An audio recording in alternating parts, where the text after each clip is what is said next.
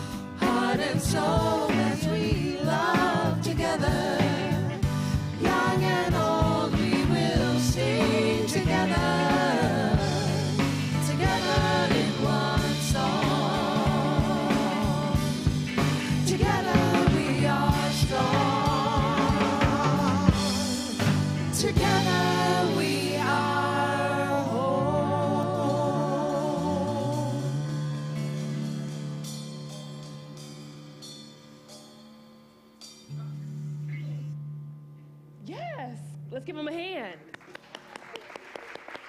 Welcome home, CSL Dallas. Good morning and happy Sunday. Say good morning. Good morning. Good morning, Chantel. My name is Chantel Bigby, and I'll be your platform assistant today. Again, excited to see your faces here in the sanctuary. Excited to feel your energy if you're joining us online. We're just glad that you are here. One more big round of applause for our amazing platform, musical amazingness up here. It is always so exciting just to hear you share your gift with us. If you are joining us online, again, thank you so much for being here. Check in on social media, let people know that you are here. And now I invite for you to join in and saying our purpose statement together. Y'all ready? Yes? We are radically inclusive, spiritually progressive, transforming lives. Yes, yes. All right, we have a couple of amazing things I want to share with you. The first up is a workshop called Reimagine Prosperity. This is an immersive experience that is going to be taught to us by our very own Reverend Karen. It is happening next Sunday. Yes, somebody said, whoop, whoop. Whoop, whoop, there we go. Next Sunday from 1 to 3 p.m., you'll have a chance to spend a life-changing afternoon with Reverend Karen to reimagine what a prosperous life looks like for you. Does that sound good to anyone? Yes. Yes? All right. If anyone knows Reverend Karen, then you know that she walks the walk and she talks the talk and she knows about prosperity. So make sure that you join us here. This is available online and in person, so you can make sure that everyone can participate. We have intentionally kept the cost low so that everyone can join in on this amazing experience.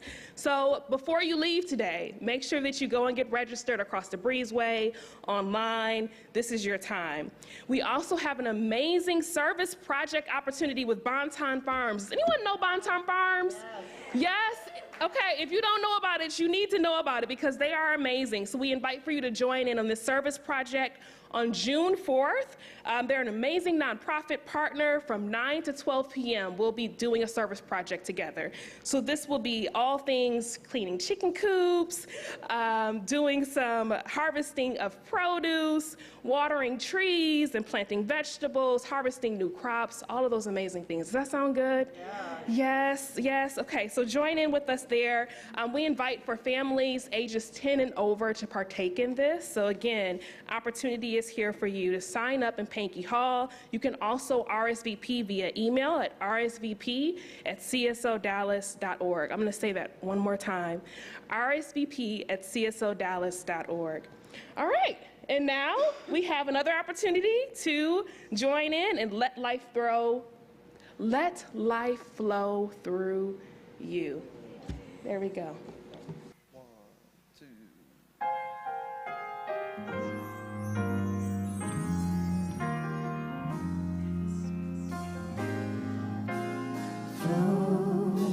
Spirit, flow through me as I open up to be an expression of your unfolding peace. Show, Spirit, show through me as I open up to be an expression of your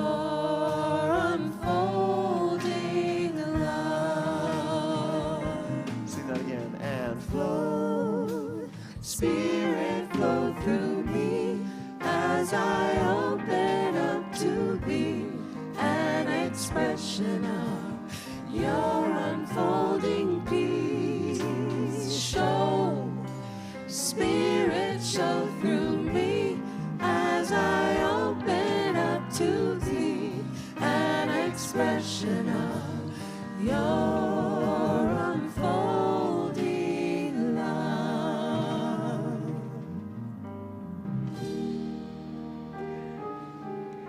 Take a breath.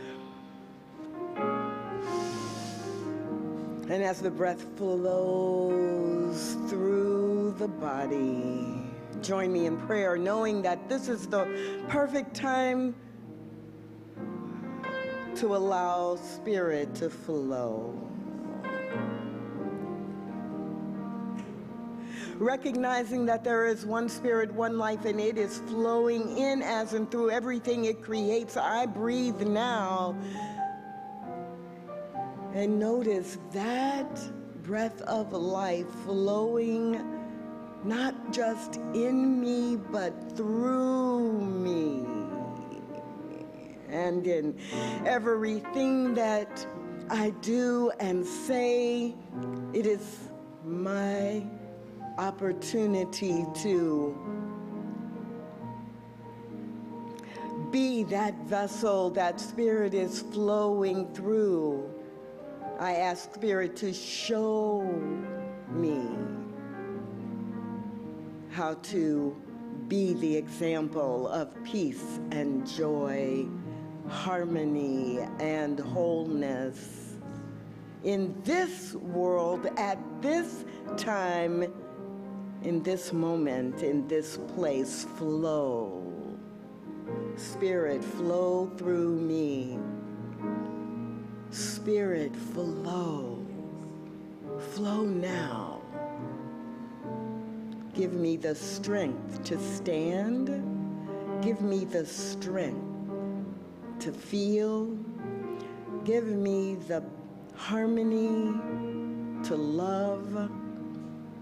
Show me how to be your unending love. This is my prayer this morning, and if it is your prayer too, and you are ready to ask and receive Spirit flowing through you, then I invite you to take a breath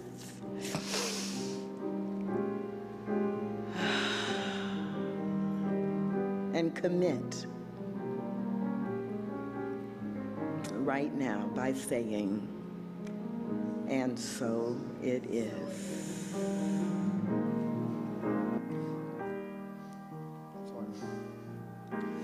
Flow, Spirit, flow through me as I open up to be an expression of your unfolding peace. Show, Spirit, show through me as I open up to be an expression of your unfolding love. Sing that one more time. And Flow, Spirit, flow through me as I open up to be an expression of your unfolding peace.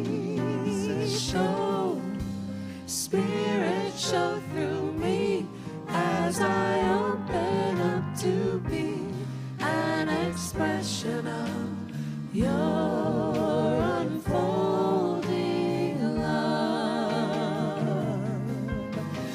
Your unfolding love. Your unfolding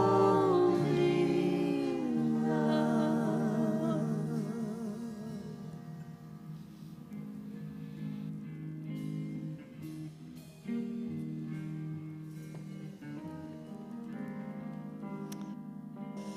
Wow, wow.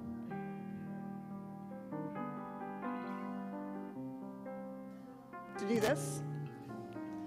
Remember when we used to do this every week?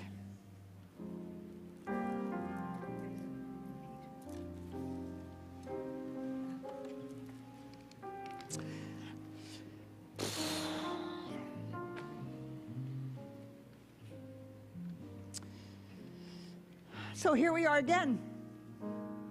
If you don't know the news, a young man, 18-year-old, drove 3 hours to search out a black grocery store in Buffalo, New York. Slaughtered 10 people, countless others wounded. Apologized to the one white man in the building. "I'm so sorry, this isn't meant for you."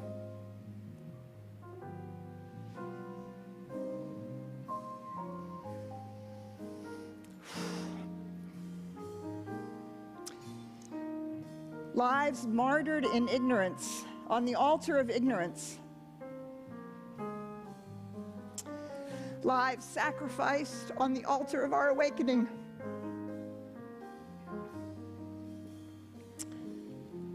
Easter Sunday, Val painted us a picture. A world that works for everyone. A humanity awakened.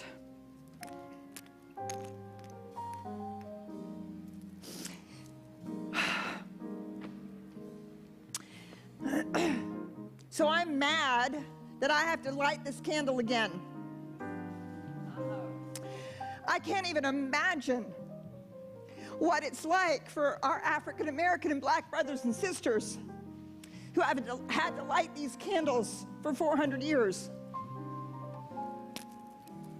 My mad doesn't hold a candle to that mad, to that unacceptable. Ernest Holmes says there comes a point where we say a universal no.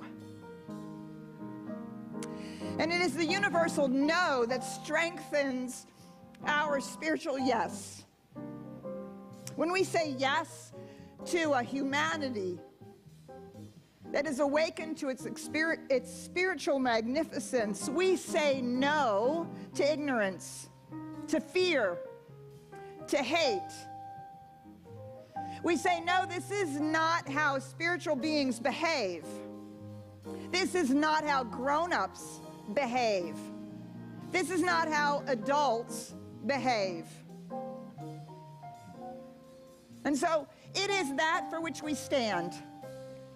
We stand for an awakened humanity. We stand for the spiritual truth that life flows through all beings, all people everywhere. We stand for the awakening to the truth. And some of that truth is that there is truly unacceptable behavior.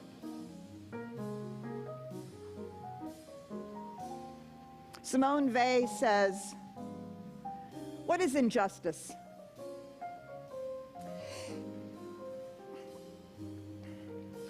Injustice is the cry of a soul being hurt.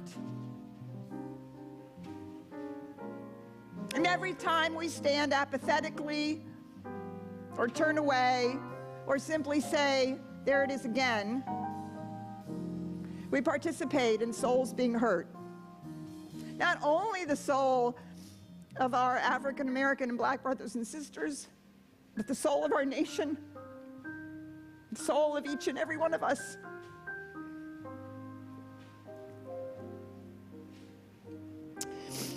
So we light a candle in gratitude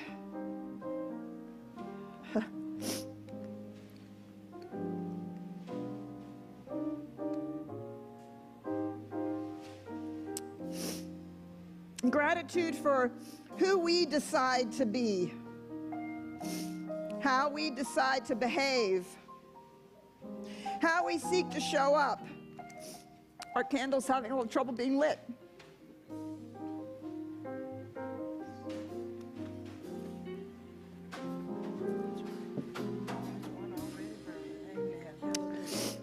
And as Candy said, there's one already burning.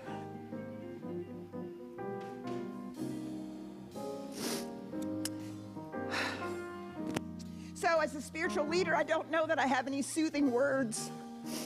I have only the fierce prayer of my heart. Let us sing it together.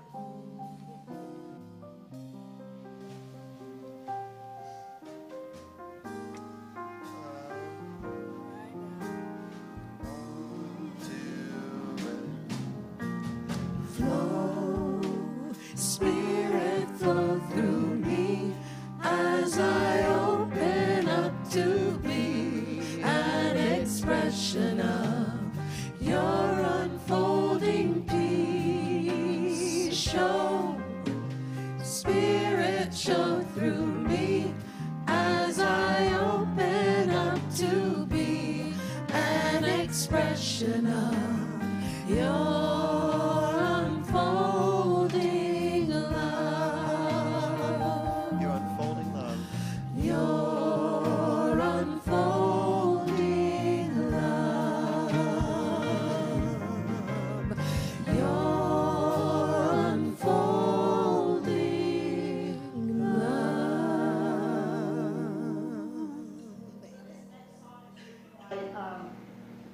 Right? That's right, right? Ricky Byers, Beckwith. Let me love in a holy, holy way. I'm going to invite you to stand, and I'm going to invite you to sing this as our prayer today for who we are, for how we seek to show up, and as our affirmation for humanity, that we can find our way to this awakening. 1, 2, 1, 2, ready.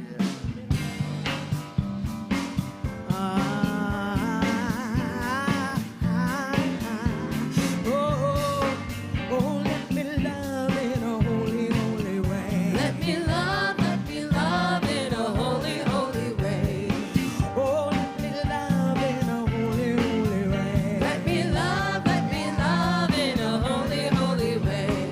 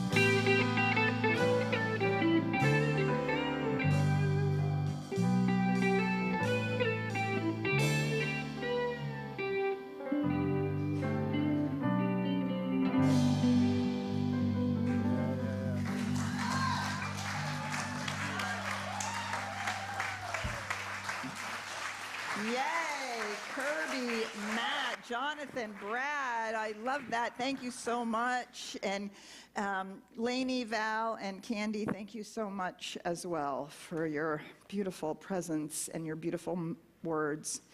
We're only waiting for the moment to arrive, right? We're only waiting for the moment to arrive. And yeah, our job is to not wait, right? Our job is not to not wait, but to spread our wings and to fly. And to fly in alignment with what we believe to be spiritually true, and to continually fly in that direction, and to not allow anything to stand in the way. And to use our words and our voice and our prayers and our actions and our choices and our decisions to line up with the spiritual truth. I do want to let you know that CSL Dallas leadership is going to be embarking June through January on a leadership lab that has been created called Facing Racism right here in CSL Dallas. We want to be a voice in the world for that. We want to be a force for good in the world for that. And of course, we have to do our own work. We are a group of lovely, well-meaning, dedicated people to a spiritual path. Many of us have done a fair amount of work in this area, but there is so much to learn and so much to understand. And quite frankly, sometimes we're not as thoughtful and careful as we could be in understanding how our words and our actions impact our people of color, impact African Americans and blacks, even in our own community. And so we're embarking on a 6-month, 18-hour course that Dana Jones, Tracy Brown, Reverend Karen, and myself have been writing and creating. In the understanding that when we do the work in consciousness and we do the work ourselves as our leadership, as we do the work, we're doing the work for the consciousness of CSL Dallas. And when we do the work as CSL Dallas, we're doing the work for the consciousness of Dallas. And when we do the work in Dallas, in consciousness, we're doing the work for our nation. Because that's how we know it works, right? We have to engage causally with reality, not just only holding on to the spiritual truth, but making sure the way that we show up aligns with that.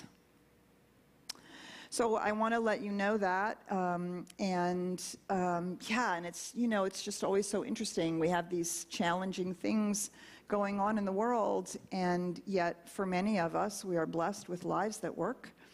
And there is then the ongoing sense of, okay, we got to put one foot in front of the other, and we have to keep going. But we also have to remember that our keeping going does also need to be conscious, not just same old, not just more of the same, right? It actually has to be, our keeping going has to become conscious. It has to be, we have to be aware. And so that's also my talk for today in this conversation about prosperity. And Lainey, did you leave me the clicker? You sure did. Thank you so much.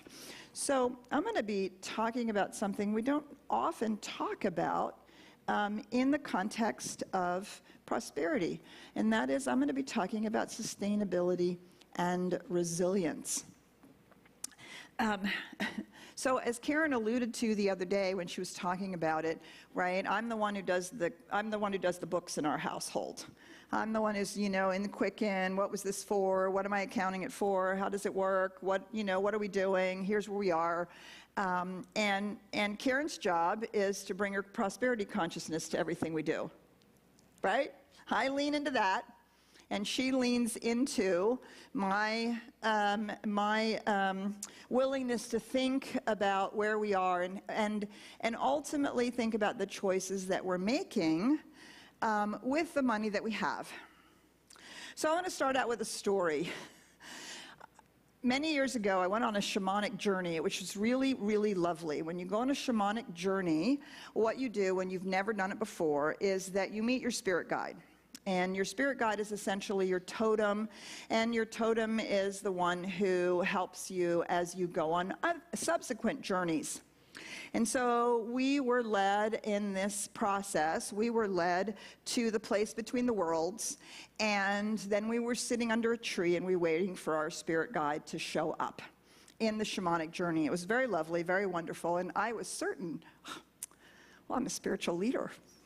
Surely it's going to be like an eagle or like a, you know, something majestic or visionary or powerful, you know, like a panther or who knows what. But I was expecting.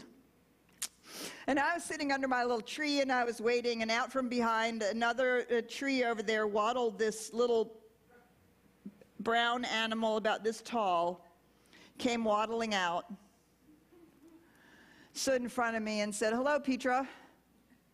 And I was like, "You've got to be kidding. You are not serious." And I had to look twice. I had to look at the tail. Sure enough, it was a beaver. I had to breathe for a moment. And we were guided then to ask our spirit guide, "Tell me who you are and tell me why you're here. Why you? What is it that is important here?" And so we had a bit of a conversation, this beaver and I was trying desperately not to show my disappointment and my like, "What are you talking about?"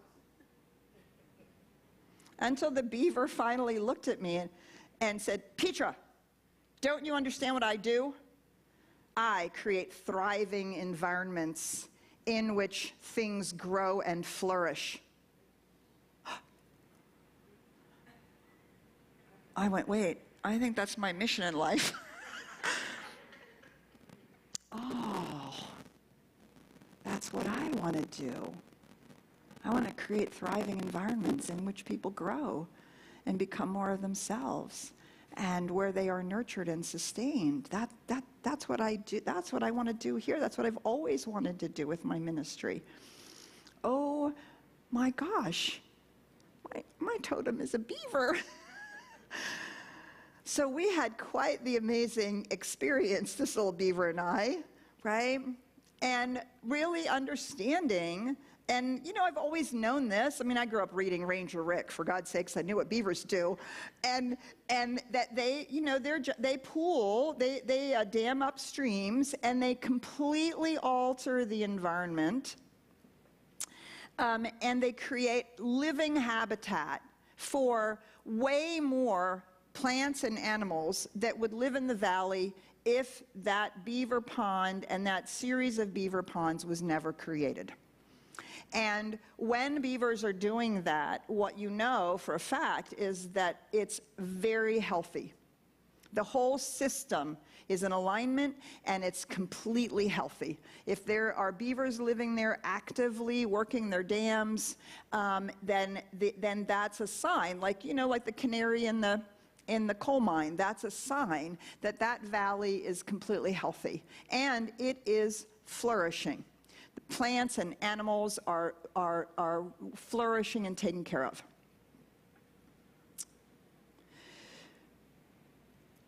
So when I think about our prosperity, we spend a lot of time talking about the inflow, right? The abundance of the universe, the inflow as it is coming to us. Karen is a master at that. It's just really extraordinary. Don't miss anything she does about prosperity. It's really amazing. And she really understands this abundance and at drawing it in and attracting it. She also really understands, she and I have deep conversations and a lot of agreement on the outgo, right? We love to contribute to causes that are important to us. I think as she said the other day, we've discovered that, yeah, we pretty much give away 20% of whatever comes into our house, not on purpose, but because we are totally comfortable in making sure that we're contributing to those causes. And of course, we tithe here at CSL Dallas, so that's the first 10% right off the top. And that is important to us. It's important that we do that, and that outgo, right, is conscious and deliberate and filled with choices. And if you do a lot of prosperity work in New Thought and in the Science of Mind, that's usually where the focus is, the income and the outgo, right? Allow for the abundance of the universe to flow in and pay attention to making sure that you're not damming it off so hard that nothing gets out. but you're choosing, right? The beavers do that beautifully. They weave the dam so that just the right amount of water is allowed over and through the dam, and the rest of it, the pools and the ponds are continually being maintained. In the Science of Mind and the New Thought, in New Thought, what we generally don't talk about is what do we do with the pool as it is in our purview, as it is in our possession, right? Because we're basically doing that in our own lives. We're the beaver in our own lives. We've decided on a valley, we're pulling in the stream, we're damming up the stream to create our own homes, our own life, our own lifestyle, all of those kinds of things, and we're deciding on the outgo, we're deciding on the outflow. But what are we doing with the pool of prosperity, the pool of money, the pool of good, as it is in our possession? That is a significant question that I don't think we talk about often enough, right? Because the beavers are constantly maintaining that process. They're constantly maintaining it. They actually have no impact on the water coming in, and once it's gone out, they have no impact on that either. They can't do anything about that. What they can do is this constant maintenance of this pool that they have. Where are they going to build another dam? Where are they going to cut down trees? Where are they going to allow trees to grow? Where are they going to put their lodges?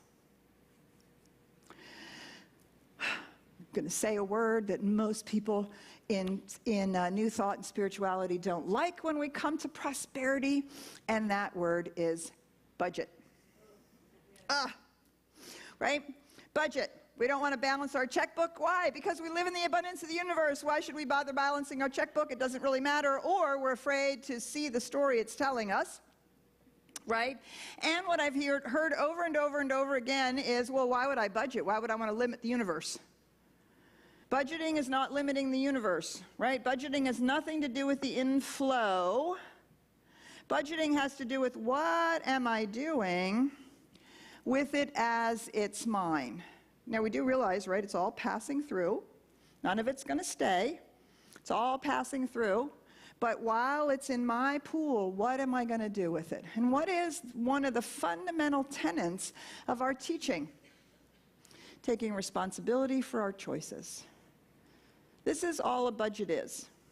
And a budget is what allows our prosperity to sustainably grow, to sustain our lives, to create a flourishing environment for our own lives, because we're making responsible choices. So one of the reasons why Karen and I can give away so much money is because we're not shopping every other weekend. We don't go out to eat, so that allows us to buy organic food, which is very much more expensive, as you all know, but it's not as expensive as eating out all the time. And so these are choices that we make. These are the ways in which we create a sustainable lifestyle. For myself personally, I work 6 days a week because I love what I do, and it's needed of me. There's so much going on. I work 6 days a week. So I take large blocks of vacation because at some point I just can't do it anymore. To go away and refill, right? Rather than small little pieces here, here, here, here, here, here, here, right? I take large blocks of vacation. So do you see, that's the choice I make. So I choose happily to most weeks work 6 days a week, and I choose then to go away for large blocks of time to refill. Do you see? But I'm taking responsibility for that. I don't just work 6 days a week forever and ever and ever and ever and ever and ever and ever and ever and ever and ever, right? And of course, I don't take large blocks of vacation over and over and over and over again 5 times a year. Do you see? It's the choices that we make. It's being responsible for what we're doing while it's here. So, and how that impacts not only our lives, but how it impacts in general the life around us. Are our choices sustainable not only for ourselves, but the way it's impacting the world?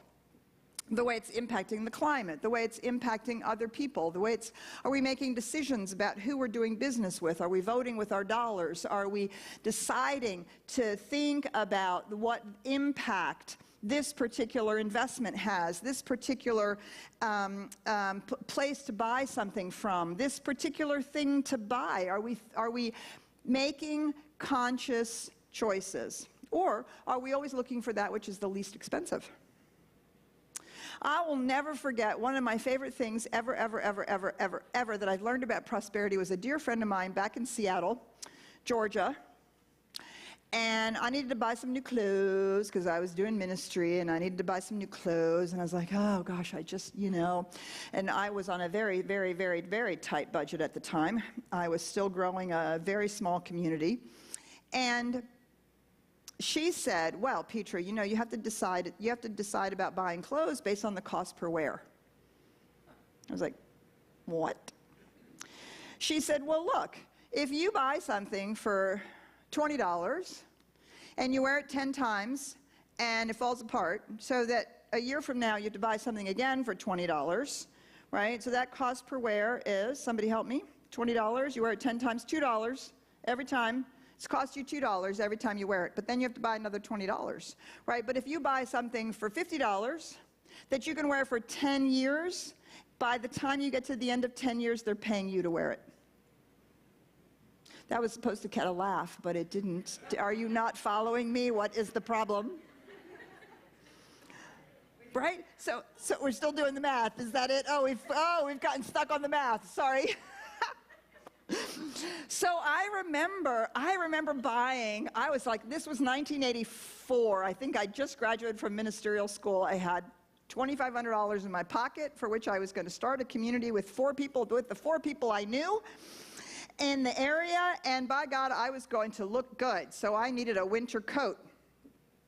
And Georgia was coaching me on this cost per wear thing, and I fell in love with this, surprise, teal coat.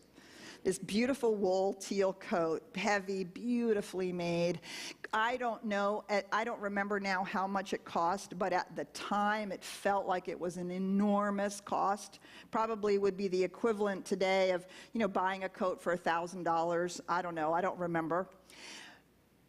And I kept saying to myself, cost per wear, cost per wear, cost per wear. Okay, that was in 1984.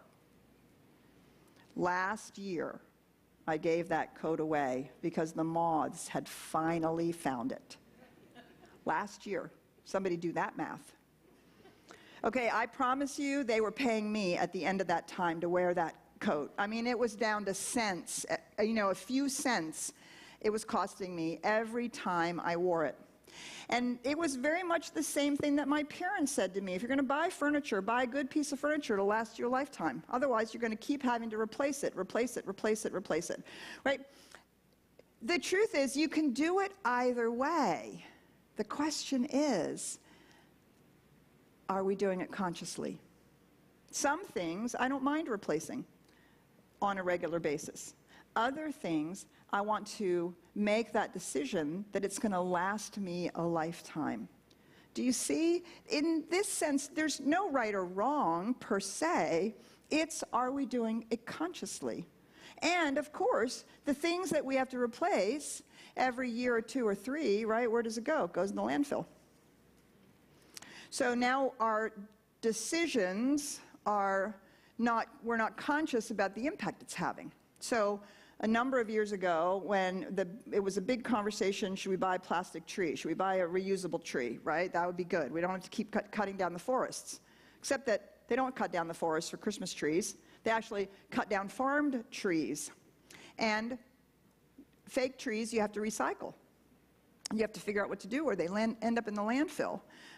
They now have these fabulous programs. If you get a real tree, every city that I know of will take your tree, they'll mulch it, and then in Capel, you used to be able to go get free mulch. If you gave in your tree, they would mulch it, and you could get free mulch for your gardens. Now that Do you see? That's a sustainable way of making choices.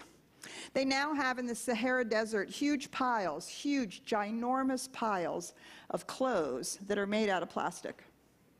It's called polyester. It doesn't decompose. But people have gotten so in the habit of buying cheap clothes and then replacing them instead of having a piece of clothing that they wear for a period of time, that they don't know what to do with all of these massive amounts of polyester clothes. They're literally dumping them in piles, giant, giant, giant landfill piles in the Sahara Desert. Sustainability is all about us being conscious of our choices and being willing to look at the information of our pool without being afraid that we're somehow limiting the inflow or that we're blocking off the outflow. Right? Actually, what we're doing is we're paying attention. How much are we allowing it to evaporate? How much are we allowing it to flow out? How much are we using to make sure that all the plants are being nourished and the deer can come drink and the raccoons and right? It's all being used. And the fish are in there. It's all being used. But we're cultivating what it is being used for and how it's being used. Do you see? And this is a part of also how our definition of prosperity gets to come into the picture, right? I don't buy a lot of clothes in Dallas. I choose not to buy a lot of clothes in Dallas because I want to be able to buy clothes when I travel. This comes from what's considered the Santa Fe of France. It comes from a little town called Roussillon, which is filled with artists and amazing things, and then I had to have something, right, and it was lightweight, I could stick it in my suitcase. Actually, I deliberately pack light so that I can shop for clothes outside of the United States. That's my choice. And so, because I know I want to do that, I pack light, and I don't buy a lot of clothes in Dallas. Your choice. Your choices. You want to buy art supplies. You want to buy a beautiful home so that you can have parties and you can bring your family together. You want to buy an electric vehicle. You want to, you want to invest in a business, right? Each one of these are utterly our choice. But what we want to do is to pay attention that while it's in our care, we're the stewards of it. We're the stewards of whatever is in our care. And the choices that we make about it is what allows it to become sustainable. Our lifestyle and the way our lifestyle impacts, that's what makes it sustainable. And then ultimately, my experience is that's what causes us to have resilience. When inevitably there are unexpected medical expenses, unexpected house expenses, unexpected car expenses, or we choose to help somebody go to school, we choose to help somebody do something in their own lives, we want to support their business, right? When we're managing in a stewardship point of view this which is ours, not out of fear. Do you know the beavers aren't afraid? They don't think something's going to happen. They just know that this is their job to manage it. Now, the last story I'll tell you is, I think we might have mentioned this, but it doesn't matter. There's a beautiful beaver pond up above the stream that in New Hampshire that we have a pond.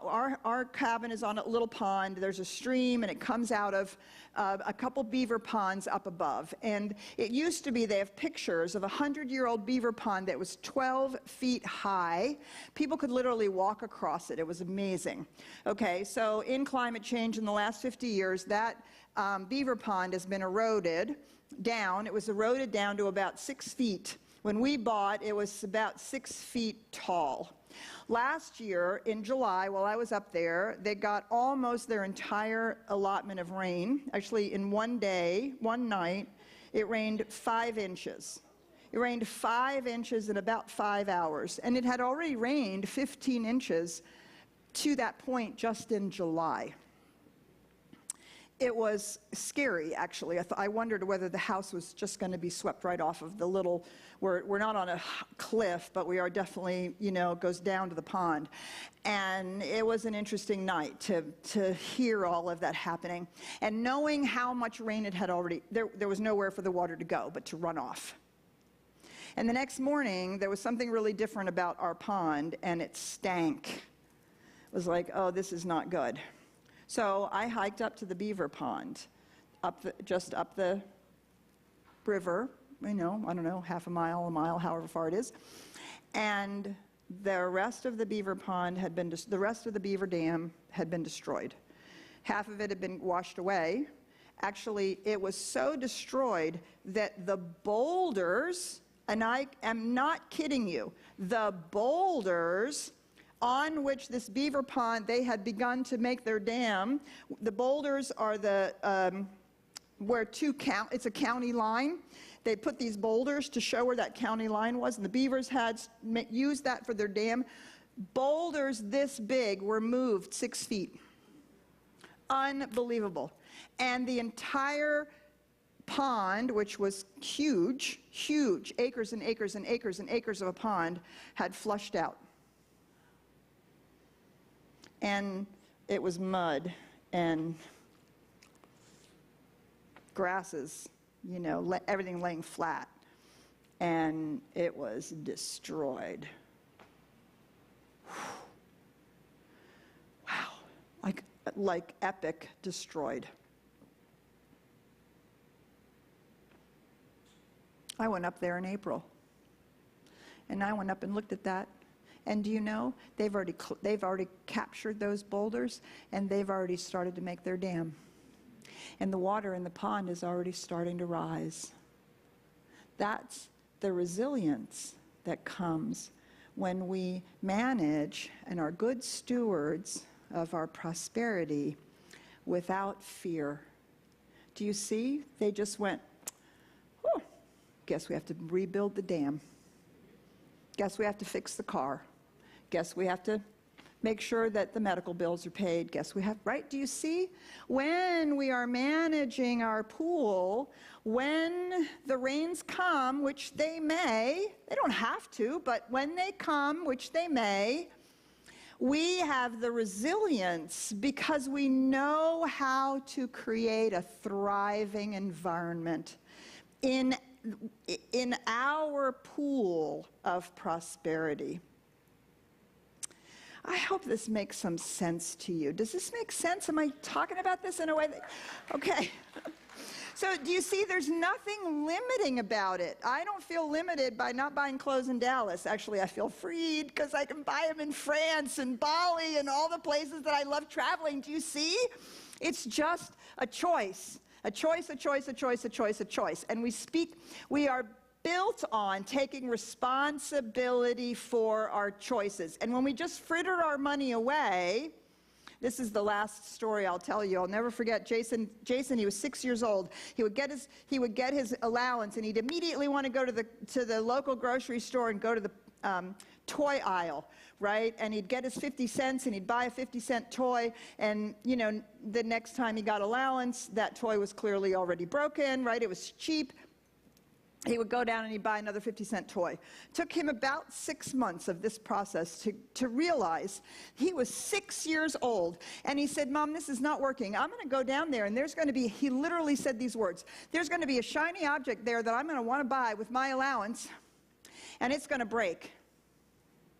So will you please hold my allowance until I decide what I really want to buy? So we developed the Mom Bank. And we would count the weeks that allowance had not been given when he decided that he wanted something, and he would count up. Oh, okay, it's $10. Okay, well, 2 more weeks, you'll be at $10. Great. And then when I gave him the $10, I'd check those weeks off. Allowance had been paid. He bought himself a $350 guitar using the Mom Bank. Choices. taking responsibility, creating a sustainable lifestyle that truly brings us joy, as opposed to, I don't have enough money at the end of the month, or I don't know where it all went, or I don't know what's going, right? Do you see? Or, oh, something terrible has happened. And how wonderful when we say something terrible has happened, and look, I have my pool that I've been attending to, and I can use it for this. Isn't that a lovely thing? Look how prosperous I am. So I invite you into this less sexy conversation about prosperity, right? I know it's not nearly as sexy as when Karen talks about prosperity, because it's pretty amazing when she talks about the inflow and all of that good stuff. But this is the next piece. And of course, as we come to the end of the month, we'll be talking about making choices about the outgo, because, you know, we can't hoard it. The water does have to move. The beavers know that. If you don't let the water move out, your pond becomes stagnant and everything dies. So the outflow is just as important. All right. Yeah, so I want to wrap it up to remind us that it is the beauty of taking care of our choices and being conscious about our stewardship of our lives. And so it is.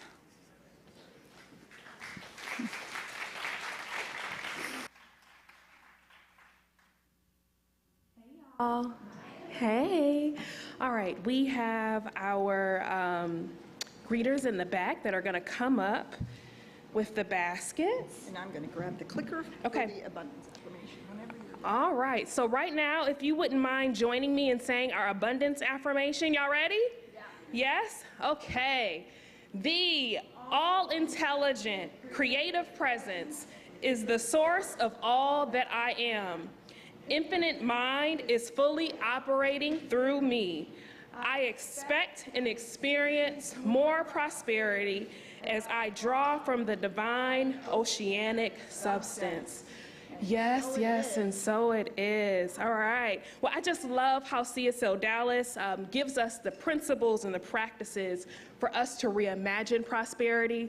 Honestly, Dr. Peter, I would have never even compared sustainability with prosperity, so this is just amazing. And now I'm more challenged as I am each and every week, so thank you for that.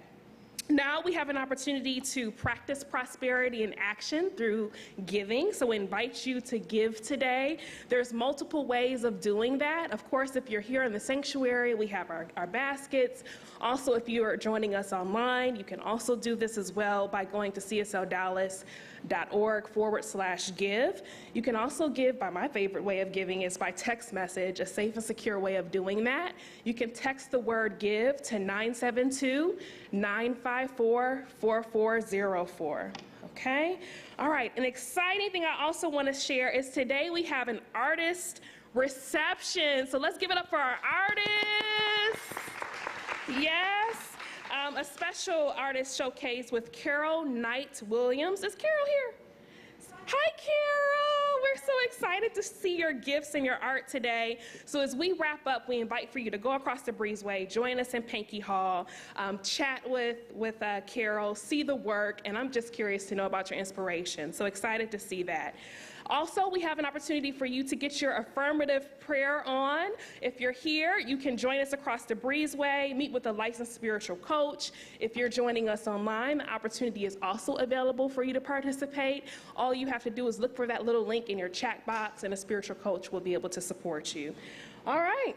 So before we close, I just want to also remind you that Discover Who You Are, The Wisdom of Ralph Waldo Emerson's class starts this week. Sign up. That's going to be good. Fabulous. It is fabulous. That's going to be awesome. All right, and now I'm going to turn it to our amazing people here to sing us out with I Release.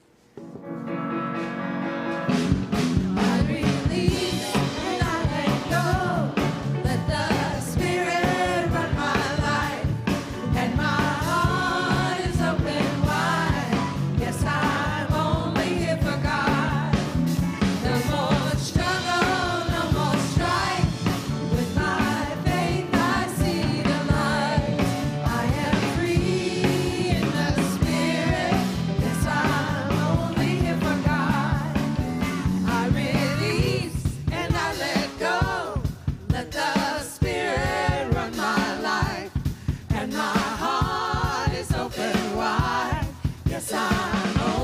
gift of God.